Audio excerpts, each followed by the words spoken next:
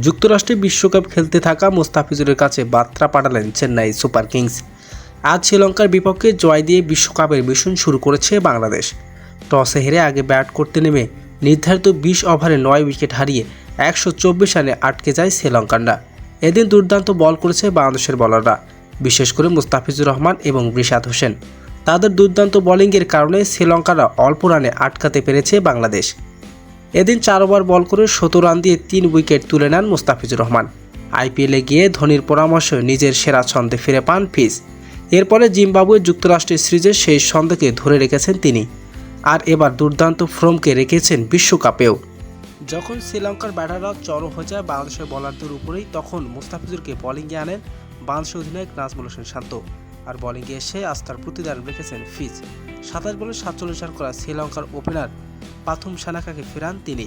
এরপর নিজের দ্বিতীয় উইকেট বানান সদস্য ব্যাটিংয়ে আসা কামিন্দু ম্যান্ডিসকে। ভয়ঙ্কর হয়ে উঠে থাকা ম্যাথিউসকেও ফেরান মুস্তাফিজ। তার দুর্দান্ত বোলিংয়ে বাংলাদেশের জয়ের বড় অবদান রাখেন। মুস্তাফিজের দুর্দান্ত বোলিংয়ের প্রশংসা করেছেন সবাই। আর এবার মুস্তাফিজুরকে নিয়ে সামাজিক যোগাযোগের মাধ্যমে পোস্ট করেছেন তার আইপিএলের দল চেন্নাই সুপার কিংস। তারা লিখেছেন, ট্রেড টু আওয়ার ইয়ার্স।